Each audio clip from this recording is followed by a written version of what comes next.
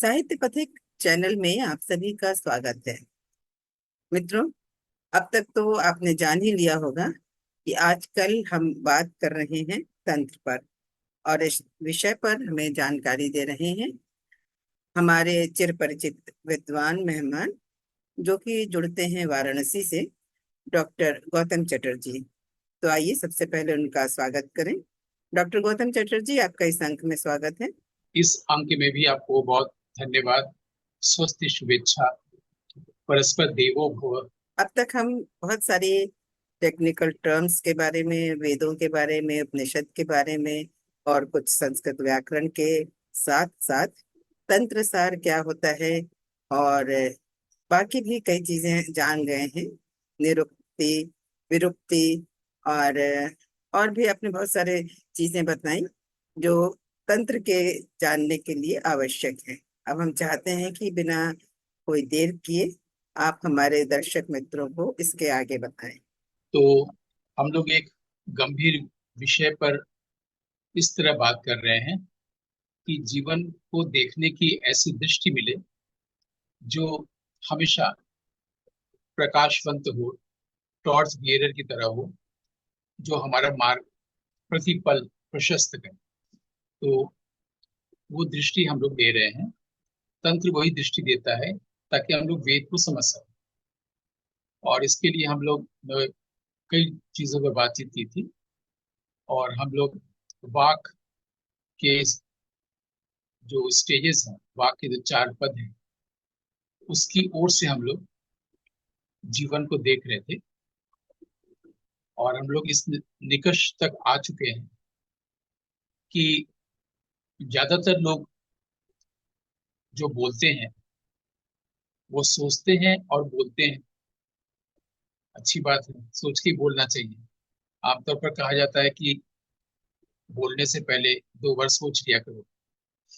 तो वो सोचते हैं और बोलते हैं।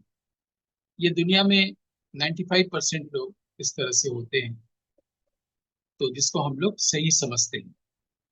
बोलने को हम लोगों ने देखा कि उसको तंत्र की भाषा में या वैदिक भाषा में बोलने को वैखरी वाक कहते हैं।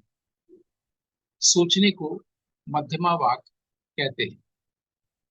अब जो कुछ भी हम लोग सोच रहे हैं और बोल रहे हैं, ये सोच विचार करना आधारित है हमारी स्मृति पर। जो भी हमारी मेमोरी में रहेगा वही से हमारे पास थॉट आएगा, जिसको कि हम लोग माइंड बोलते हैं। और ये शब्द पश्चिम का दिया हुआ है। और हम लोगों ने देखा कि हम लोग पश्चिम के मनोविश्लेषण से किसी भी अच्छे नतीजे तक नहीं आ सकते हैं। हम लोग भारतीय दृष्टि लेकर ही मन को समझ सकते हैं, मन की गहराई तक जा सकते हैं, है ना। हमने कहा था कि फ्रॉइड का फेल्योर इसी चीज में है कि उन्होंने मनोविश्लेषण तो किया, साइको एनालिसिस तो किया, लेकिन वो उपचार नहीं कर सके, उसका कोई निदान नहीं बता सके। और तब उनके शिष्यों ने, एडलर और यूंग ने, भारत की ओर देखा और भारतीय मनोविज्ञान का सहारा लिया था और जीवन भर उसकी प्रैक्टिस की।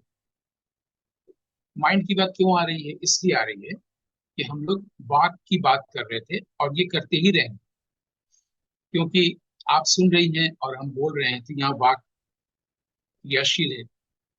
बस इतना समझ रहे हैं कि हम लोग सोचते हैं और बोलते हैं। ये पूरी मानव जाति का है। मानव के पास ये गिफ्ट है, वाणी है। और वो सोचता है, वो मध्यमा वाणी है। बोलता है, वो व्याकरण वाणी है। मध्यमा वाक, व्याकरी वाक, बस यही तक मनुष्य है। तो अब जो वो सोचता है, वो हम कह रहे हैं, उसके पास ये यदि स्मृति नहीं होती तो वो नहीं सोच पाता। अगर वो सोच नहीं पाता तो बोल नहीं पाता। बिल्कुल साफ है।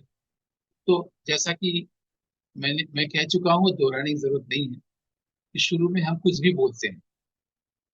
रनवे पर हवाई जहाज दौड़ता है और उसके बाद अगर टेक ऑफ सही हो गया, सही टाइमिंग पर, तो फिर वो कोई और बोलता है। फिर हमारा बोलना रुक जाता है, फिर कहना शुरू होता है, तो अभी वही बोलना चल रहा है।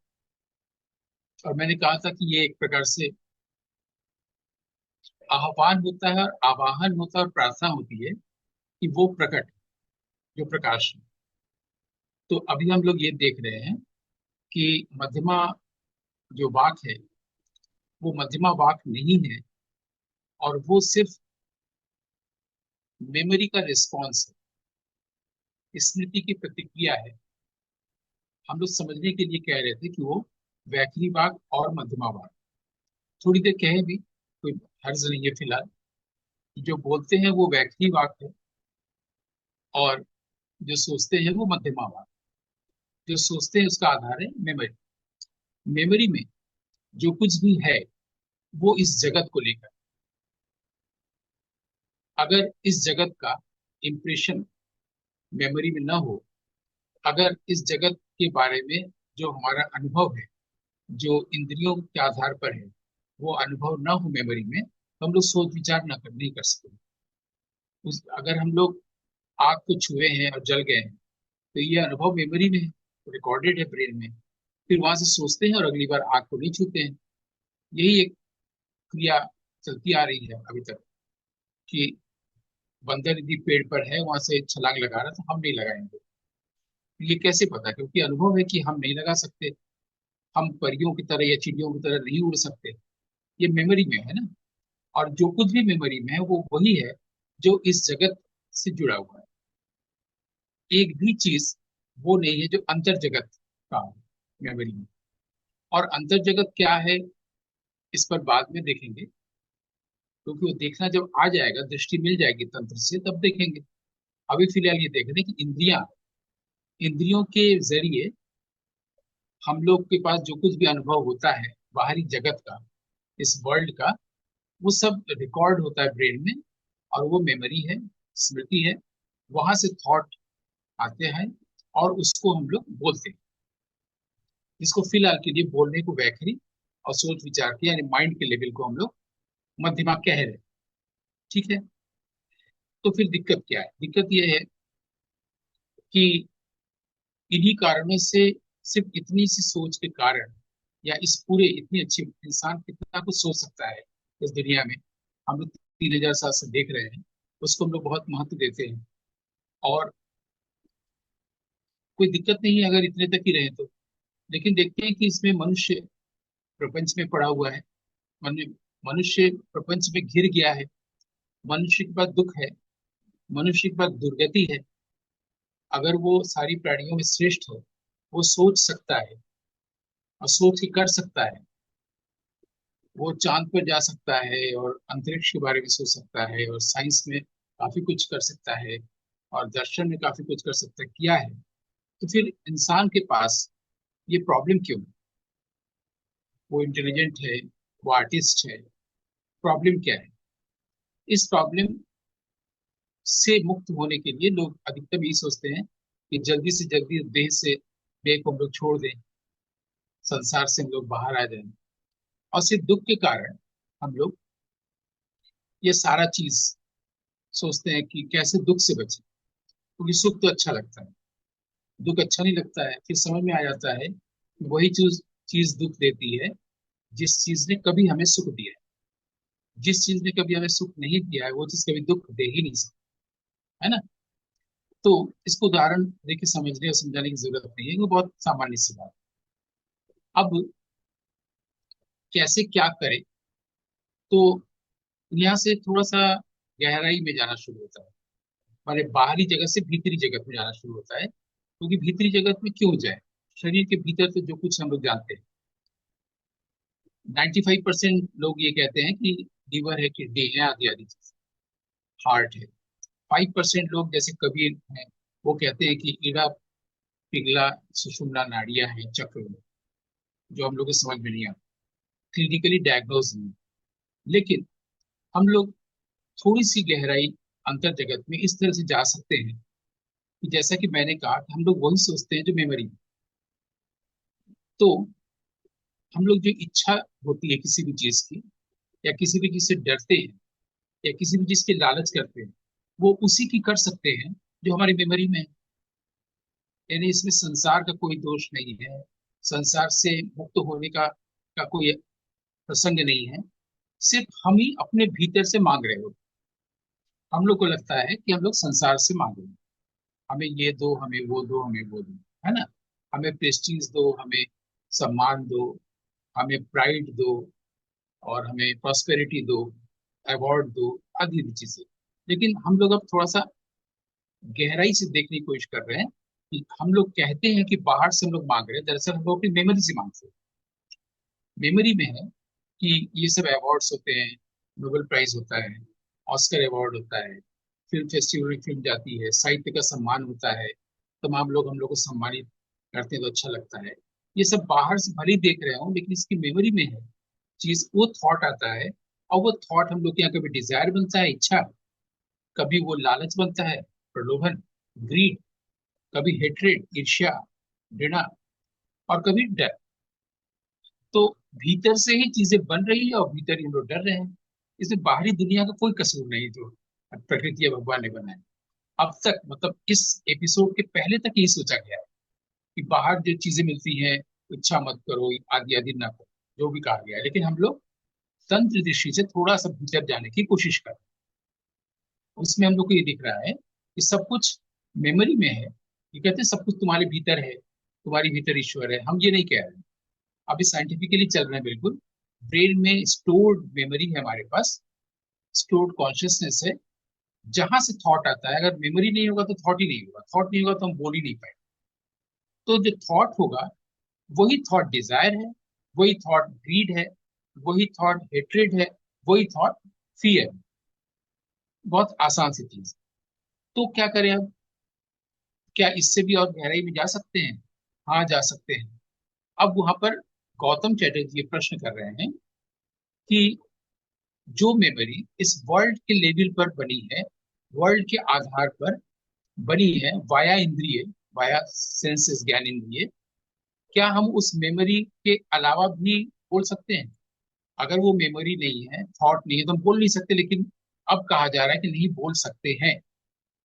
और वो इस तरह से कि हम लोग को अगर ये देखना आ गया, जो कि 3,000 साल से या 35,000 साल से पूरी दुनिया जानती है, जो अब तक बोल रहे थे, अब जो बात हो रही है उसको ऋषि मुनियों ने हम लोग को दिखाया है, तंत्र ने दिखाया है। वो अब बात करने जा रहे हैं कि अगर हम लोग मेमोरी का आश्रय लेके नहीं बोले, वो मेमोरी जो संसार के अनुभवों को आधारित है, जो इंद्रियों के द्वारा हम स्टोर करते हैं, ठीक है, अगर वो थोड़ी देर के लिए इसको रोक लें, तो भैया ये तो करते ही है, थोड़ा सा रुक जाओ। तो हम लोग को ये दिखाया गया है कि एक चीज होती है जिसको कहते हैं वाक, जो सोचने विचार यानी कि माइंड, और ये बोलने से भिन्न हो। और वाक का एक लेवल है जिसका नाम पहला है परा, ट्रांसेंडेंटल। उसको हम लोग एक्सेस नहीं कर सकते कहाँ है। वहां से हमारी चेतना में, कॉन्शियसनेस में रिफ्लेक्शन आता है, फ्लैश आता है। उस स्टेज को कहते हैं पश्चिंदी वाक। यानी किसी ने कहा, या तो आत्मा ने कहा, या ब्रह्म ने कहा, या सेल्फ ने कहा, या प्रकाश ने कहा, या शिव ने कहा, किसी ने कहा, और उसकी झलक मिली पश्चिंदी वाक में। फिर उस पर जब हम सोच विचार करने गए तो वो मध्यमा वाक। अभी तक हम जिसे मध्यमा वाक कह रहे थे, अब दिखाई दिया कि मध्यमा वाक नहीं है। वो क्या है? पश्चिमी दृष्टि से माइंड है, भारतीय दृष्टि से रिस्पॉन्स ऑफ मेमोरी है। बस इसको लेके इतना लोग कहते हैं कि मन को कंट्रोल करो, संयमित करो, आदि आदि, कोई जरूरत ही नहीं है, व्यर्थ हो गया। जब हम ऐसे देखने लगे कि जो जो झलक मिली, किसी ने हमसे कहा और वो मुझे दिखा। दिखना को संस्कृत में पश्य कहते हैं। इससे इस स्टेज का नाम है पश्यंती वाक। वह दिखा और फिर हमने सोचना शुरू किया। अब माइंड को नया काम मिला, नया संस्कार मिला। अब माइंड क्या कर रहा है कि वो मेमोरी का रिस्पॉन्स नहीं रहा, वो सिर्फ इसे देख रहा है कि क्या आया, क्योंकि उसकी तो आदत नहीं है, संस्कार नहीं है। ये अंदर की ओर मुड़ना, भीतर की ओर मुड़ना। अब इसको अंतर्दृष्टि कहते हैं, इंसाइट कहते हैं, ठीक है। ये फैकल्टी भी हमारे भीतर है जिसको इंट्यूटिव फैकल्टी कहते हैं। तो जब दिखा, माइंड ने सोच विचार करना शुरू किया, अब इस पर, इस लाइट पर, इस ग्लिम्स पर, तो मध्यमा वाक्य, इसको जब बोला जाएगा इसको वो कहना होगा। और जाहिर है कि ये कौन कह रहा है, वो परा शिव, वो कह रहा है शरीर का इस्तेमाल। ये दो बातें बिल्कुल फर्क हो गई। ये सब बातें हो चुकी हैं, लेकिन क्या होता है कि जिन चीजों को हम देख सकते हैं, विजुअलाइज कर सकते हैं, वो जल्दी समझ में आती है। जैसे मैं कहूंगा कि हाथी आ रहा है, समझ में आ गया क्योंकि हाथी का चित्र हम लोग के पास है, आना जानते हैं। ट्रेन जा रही है, कहीं पर बम विस्फोट हुआ है, अमेरिका में, यूक्रेन में ऐसा हो रहा है, सब समझ में तुरंत आ जाता है। लेकिन जैसे ही परावाक प्रशंति वाक होता है तो समझ में आना कठिन हो जाता है ना, क्योंकि वो दिख नहीं रहा है। तो ये उन्हें दिखा जिन्होंने साधना की। जब उन्हें दिखा तो उनको ऋषि कहा। ऋषि वो है जो मंत्र को देखता है, जो प्रकाश को देखता है।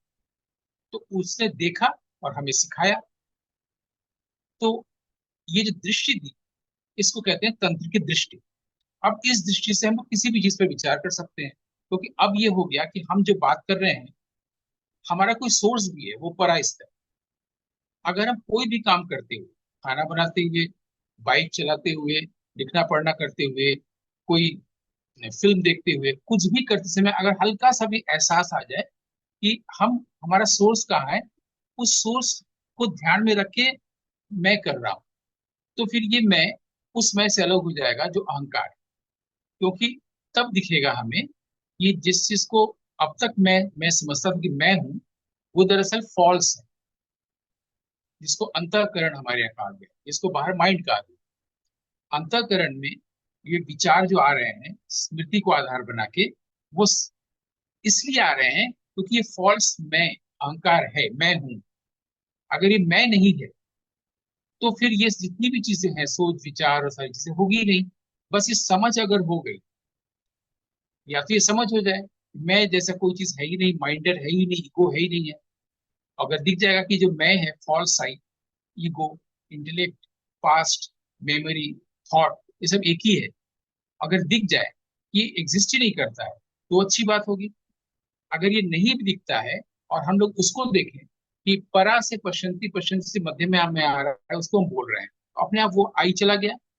और हम कुछ भी कर रहे हैं, बारिश को देख रहे हैं, फूल को देख रहे हैं, कुछ भी कर रहे हैं, उस वक्त अगर इसका एहसास है कि वो जो डोर है वो परा है, मेरा सोर्स वहां से है, वो सोर्स के थ्रू मैं कर रहा हूं, तो वो फॉल्स ही चला गया।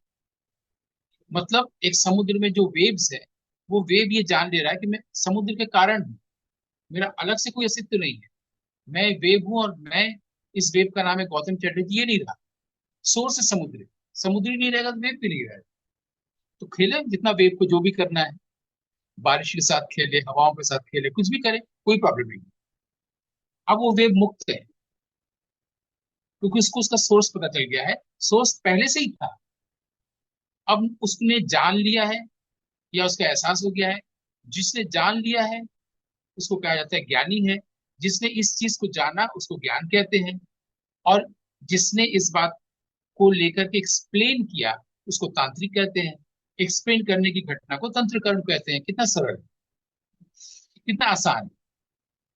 और हम लोग इसी की बात करते हुए आए थे कि एक चीज होती है अनुपाय, शक्तिपात, ग्रेस, कृपा, अनुकंपा, अनुग्रह, इतने नाम। इसको हमारे यहाँ शैव दर्शन की भाषा में कहा गया है कि जैसे और जगहों पर ब्रह्मा के 3 चेहरे हैं, सृष्टि स्थिति संहार, शैव दर्शन में शिव के 5 चेहरे हैं, सृष्टि स्थिति संहार, दो और। दो में क्या करता है, शिव अपने आप को छुपा लेता है। आप जो चीज लिख रही थी या क्रिएटिव काम कर रही थी, कुछ भी कर रही थी, अब आपसे हो ही नहीं रहा है, आप चाह के भी नहीं हो पा रहा है, क्योंकि शिव ने अपने आप को छुपा लिया है। और फिर 5वां रूप जो है वो अपने आप को फिर से प्रकट करता है। तब आपको लगता है अच्छा, ये मैं नहीं कर रही थी, मैं नहीं कर रहा था, वो कर रहा था। मुझे जब ये भ्रम हुआ कि मैं कर रहा हूँ, ईगो आया, उसने अपने आप को छुपा लिया, करो अब, करके दिखाओ। लेकिन जैसे ही आपका ध्यान गया कि अरे ये क्या हो गया, फिर नहीं कर पा रहे हैं, जैसे ही आपका ध्यान शिव की ओर गया, वो प्रकट हो गया, क्योंकि आपने उसको याद किया, आप सरेंडर, आपने सरेंडर किया। कि पंचमुखी शिव काशी में भी दोनों विश्वनाथ मंदिर में रखा हुआ है। हर कोई इधर से गुजरता है, कोई इसको नहीं देखता। और बिना जाने किसी को समझना, बिना मतलब समझे किसी मंत्र को बोलना। लोग मंत्र बोलते हैं, आप देखिए पहले जो यज्ञ करते थे, अगर उसमें पुत्र की कामना के लिए यज्ञ किया जा रहा है तो उसको पुत्र मिल जाता।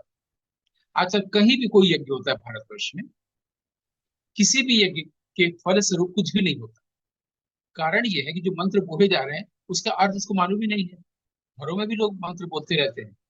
तो बिना समझे मंत्र को बोलने से उसी तरह से फल नहीं मिलता, जैसे कि राख में अगर सूखी लकड़ी डाली जाए तो उसमें आग नहीं लगेगी। ये जब आदमी को समझ में आ जाएगा तो वो फिर समझ के मंत्र को बोलेगा कि ओम भूर्भुवः है तो भू का क्या मतलब है, भुवः का क्या मतलब है, मतलब समझ लेगा, उसको दिखाई देगा इमेज। अब यहाँ पर शब्द की बात आती है कि शब्द को समझ के बोलना, क्योंकि अब तक हम लोग सोच विचार करते थे या बिना सोच विचार के बोलते थे। अब शब्द को हम लोगों ने समझ लिया कि जो शब्द है उसमें वो परा की शक्ति है, यानी कि ब्रह्म की शक्ति है, इसलिए कि शब्द ब्रह्म है। तो अब हम उस शब्द को जब भी बोलेंगे तो उसको समझ के, देख के, जान के बोलेंगे क्योंकि आप बोल रहे हैं। और जो दोष युक्त शब्द को बोलता है, जो अपशब्द बोलता है, जो अपभाषा का प्रयोग करता है, उसको हमारे यहाँ म्लेच्छ कहा गया है। म्लेच्छ हम लोग बोलते हैं ना, ब्राह्मण म्लेच्छ। और जो शब्द को जान के बोलता है, कहाँ पर कैसा क्या बोलना चाहिए वो देख के बोलता है, सारे उपयुक्त शब्दों का प्रयोग करता है, उसको हमारे यहाँ ब्राह्मण कहा गया है। हम लोग इतना ही प्रचार पाए हैं, जो ब्रह्म को जानता है वो ब्राह्मण। ब्रह्म को जानता है का मतलब क्या, शब्द ही तो ब्रह्म है। तो जो अपशब्द बोलता है वो म्लेच्छ है। जो सही शब्द बोलता है, सम्यक शब्दों का प्रयोग करके बोलता है, बिल्कुल एप्रोप्रिएट वर्ड जिसके लिए होना चाहिए, वो ब्राह्मण है। क्योंकि वो शब्द वो बोल रहा है जिसमें ब्रह्म की शक्ति है। बहुत सरल सा चीज है। और इसी परावाक को हमारे यहाँ इधर हम लोग माँ सरस्वती के रूप में देखते हैं, वैदिक दृष्टि से। तांत्रिक दृष्टि से इसको पराशक्ति या परावाक कहा गया है। और हमने कहा था ये अलग अलग नहीं है। हमारे यहाँ एक शब्द तंत्र में यामल, यामल का मतलब है युग्म, दोनों एक दूसरे के साथ मिले हुए हैं। आप अलग नहीं कर सकते, जिस शब्द और अर्थ को अलग नहीं कर सकते। इसके लिए और भी बहुत सारे शब्द हैं, ये जिसके लिए कहा जाता है कि शक्ति जो है उसी तरह से छुपी रहती है आदमी में। जैसे कि पानी जब जम जाता है, बर्फ, बर्फ के भीतर भी पानी रहती है, लेकिन उसकी जो क्रिया है, पानी की जो क्रिया है वो नहीं हो रही है ना। तो इसको हमारे यहाँ स्त्यान अवस्था कहा गया, स्त्यानावस्था। और जो इसको जानता है, शब्दों को सोच समझ के बोलता है, वाक को, उसको वाग योग विद कहते हैं।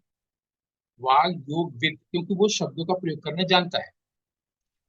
और शब्दों को प्रयोग करने के लिए उसको हमारे यहाँ वाक से ही वागर्थ बना। वागर्थ नाम से एक पत्रिका भी आती है। वाक का अर्थ, वाक और अर्थ में तो वागर्थ क्यों हुआ।